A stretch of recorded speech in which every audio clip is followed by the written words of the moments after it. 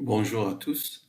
Alors, je vais continuer aujourd'hui à donner la solution de cet examen, le contrôle final d'analyse fonctionnelle de l'année 2016-2017. Contrôle final, c'est-à-dire la session ordinaire. Alors, aujourd'hui, je vais donner la solution de l'exercice, cet exercice que vous voyez. Donc, nous allons considérer cet espace des fonctions continues de 0 à 1 vers R munies de la norme de la convergence uniforme. Et nous avons 4 questions. La première question, donc, d'abord, on définit un opérateur linéaire défini par t de f égale grand F, où f est la primitive de f qui s'annule au point 0. Autrement dit, t de f de x, c'est cette expression, l'intégrale de 0 à x de f de t, de t. Ceci est bien défini puisque f, c'est un élément de E, c'est une fonction continue, donc sa primitive existe, et on choisit la primitive qui s'annule au point 0. Alors, t est linéaire, on le dit dans l'énoncé, donc ce n'est pas la peine de redémontrer la linéarité, mais on vous demande de montrer que t est continu, injectif, et on vous demande de calculer la norme. Nous allons voir la solution tout de suite. Bon, alors, l'opérateur t est linéaire d'après l'énoncé, et pour montrer la linéarité, la continuité, pardon, nous allons majorer la norme de l'image, c'est-à-dire de cette fonction t de f. D'abord, majorons les valeurs que prend cette fonction. Alors, t de f de x, pour tout x dans 0 à 1, c'est par définition ceci. Prends la valeur absolue. Et la valeur absolue d'une intégrale est inférieure à l'intégrale de la valeur absolue de la fonction que l'on intègre. Et ceci est inférieur à sup de f sur 0,1. Et ça, c'est une constante. Cette intégrale donc est égale à x fois cette valeur norme de f l'infini, et qui est majorée par 1, puisque x appartient à 0,1. Donc on obtient, quel que soit x dans 0,1, tf de x en valeur absolue, puisque ici c'est les valeurs vers R, donc je dis valeur absolue, on n'est pas module, donc sont majorées par cette constante fixe qui ne dépend que de f. Donc quand vous passez au sup, le sup sur 0,1, on passe au sup et on obtient donc le sup de cette quantité sur 0,1, c'est ça, la norme l'infini de t de f est inférieure à norme l'infini de f. Et cette relation, c'est précisément ce qui montre la continuité de l'opérateur t, l'application linéaire, parce que nous avons dit qu'il faut majorer la norme de l'image par une constante qui est ici, précisément, elle est 1, fois la norme de f dans l'espace de départ. Et ici, l'espace de départ, c'est E, et l'espace d'arrivée, c'est E. C'est bien un élément de E, même si nous allons voir que l'image de cet opérateur T est beaucoup plus restreint, c'est un sous-ensemble de E, bien distinct de E. Et d'ailleurs, vous pouvez dire tout de suite que cette image, ce F, est un élément de classe C1, puisqu'il est dérivable, et sa dérivée, c'est petit f qui est continu. Donc vous voyez que l'ensemble image est inclus dans cet ensemble les fonctions de classe C1. Et on peut ajouter en plus qu'il s'annule au point 0, donc il est inclus strictement dans l'espace G. Bon, la norme dans l'espace de départ et l'espace d'arrivée, c'est la norme infinie, on ne vous a pas dit, on ne vous a pas donné d'autres normes, donc c'est toujours norme infinie. Donc nous avons terminé pour ce qui est de la continuité. Alors maintenant, d'autre part, cette inégalité montre que la norme de T, elle prouve que T est continu, et sa norme, la norme de l'opérateur T, est inférieure à 1, inférieure à cette constante qui est là, qui est 1. Alors pour montrer que la norme de T est égale à 1, je rappelle que quand vous majorez une norme, ce n'est pas forcément égale à ce majorant, parce qu'elle est inférieure à 2, à 3, mais elle n'est pas égale à 2, à 3. Elle est égale à 1, parce qu'on va le montrer.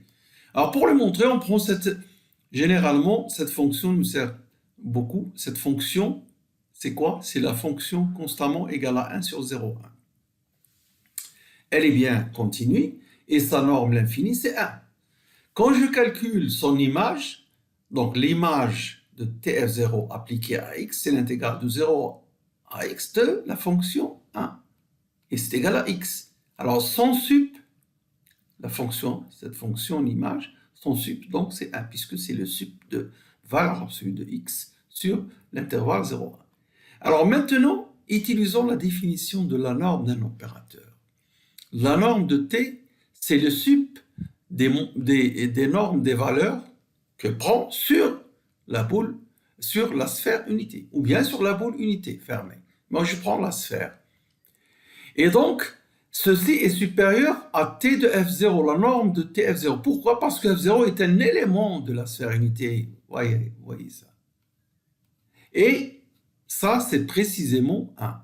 Du coup, j'ai montré l'inégalité réciproque, c'est-à-dire norme de t est supérieure ou égale à 1. Et on conclut donc que norme de t est égale à 1. Alors maintenant, t est injectif. En effet, d'abord, l'injectivité, je le dis et je le rappelle. Quand je pose un examen comme ça, les gens, qu'est-ce qu'ils font? Ils font t de f est égal à t de g, ils calculent t de g, etc., etc.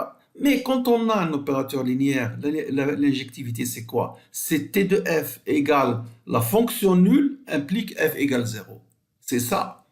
Et non pas t de f égale t de g. Même si votre démonstration sera correcte, mais ce n'est pas bien vu que vous utilisez quelque chose de compliqué. Ça, c'est ce que t de f égale t de g, c'est la définition générale de l'injectivité. Mais là, on a la linéarité de t. Pas l'oublier. Donc, ce que je vais montrer, c'est que lorsque t de f est égal à 0, alors on dit 0, mais ici, en fait, le 0 de e, c'est la fonction nulle.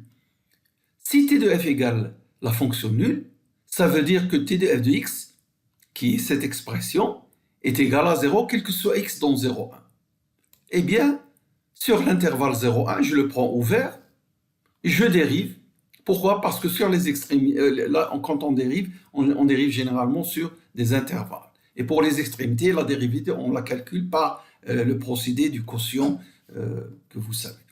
Donc, en dérivant sur l'intervalle 0, on trouve la dérivée ici, c'est f de x, et ici, c'est 0. Donc, f de x est nul, quel que soit x appartenant à 0,1 ouvert. Et par la continuité, vous en déduisez que f égale nul aussi aux extrémités parce que f est continu. Voilà, donc, t est bien injectif. La deuxième question dans cet exercice, déterminer l'image R de t. L'image R de t, c'est comme ça que je le note, c'est l'espace image de cette application linéaire t. Et vous savez que c'est un sous-espace vectoriel. Alors, calculons cette image. Alors, tout d'abord, puisque t de f de x est comme ça, quel que soit x, nous l'avons dit tout à l'heure, t de f est une fonction de classe C1. Elle est dérivable et sa dérivée, t de f de x, sa dérivée, c'est f de x et elle est continue, le f. Donc, c'est ce t de f est de classe C1. J'ai noté, alors j'ai noté G, l'ensemble des éléments de classe C1. Voilà, G. Donc, pour simplifier l'écriture, G, c'est les fonctions de classe C1. Regardez bien. Et E, c'est les fonctions continues sur 0. Bien. Donc, cette remarque me permet de dire que pour chaque f dans E, l'image est de classe C1. Mais en plus, c'est une dérivée qui s'annule au point 0. Donc l'image est incluse dans cet ensemble, je le note G0. Les fonctions de classe C1 qui s'annulent au point 0. Alors, c'est une erreur de dire que l'image de t, c'est G, les fonctions de classe C1. Parce qu'il y a des classes C1 qui ne s'annulent pas en 0. On a une infinité. La fonction constante égale à 1. La fonction t au carré plus 1, etc. Donc, en général, je trouve sur les copies souvent R de t est égal à G. Parce que j'ai donné dans l'énoncé cette expression, les gens pensent que, voilà, ce sera certainement ça. Non, c'est faux. Il faut penser que l'image, c'est quelque chose qui s'annule au point zéro. Alors, qu'est-ce qui est juste, c'est que l'image, elle est incluse dans cet ensemble.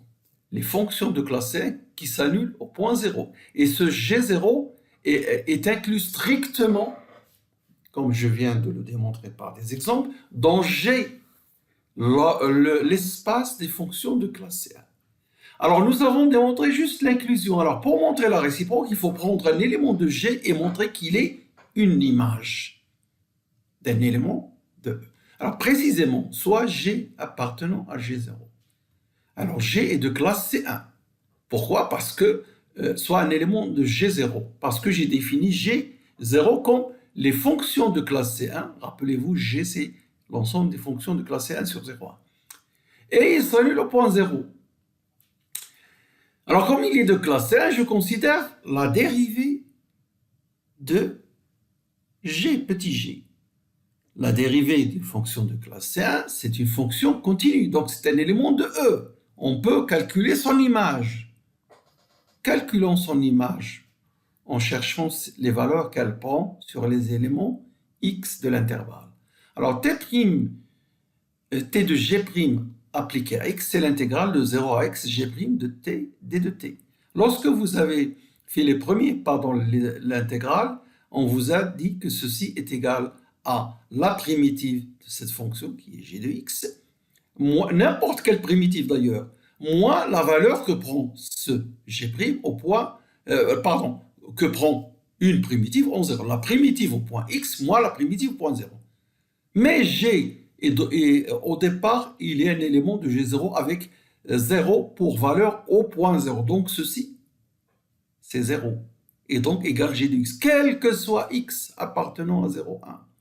Par conséquent, t' de g', c'est g. Et ainsi, tout élément de g0 admet un antécédent, et donc g0 est inclus dans R de t.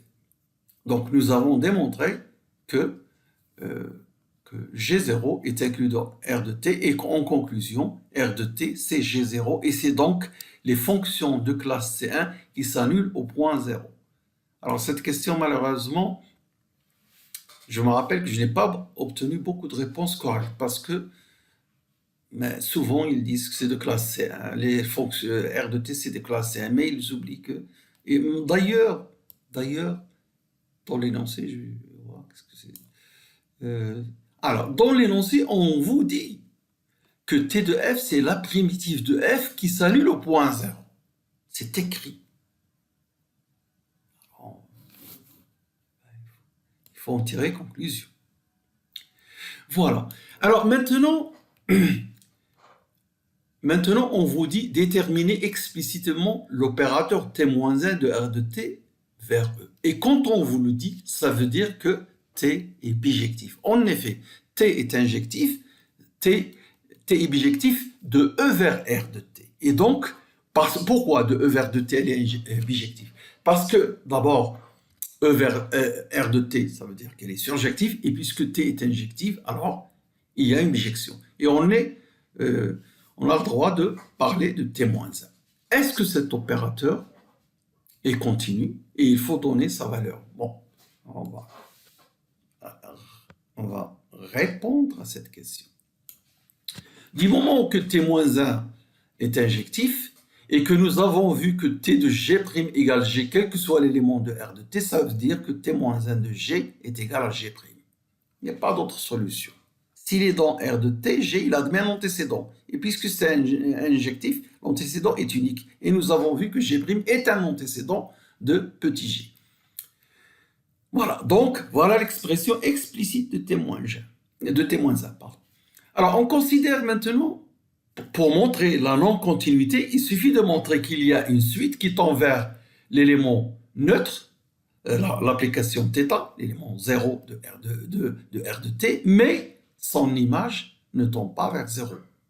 Alors, Gn dans R de T défini par ça. D'abord, c'est un élément de R de T. Pourquoi? Parce qu'il est de classe C1 et parce qu'il s'annule au point 0. J'ai bien pris la précaution de prendre un supérieur à une étoile. Donc, vous voyez que c'est un élément de G0 qui est R de T. Et il est de classe C1, c'est un monom, un polynôme, donc, et s'annule au point 0. Et sa norme, l'infini, c'est le sup. Le sup de Tn, c'est 1, est divisé par n, donc le sup de Gn, c'est 1 sur n. Donc, cette suite, elle tend en norme vers 0 dans l'espace R de T, qui est ici l'espace de départ.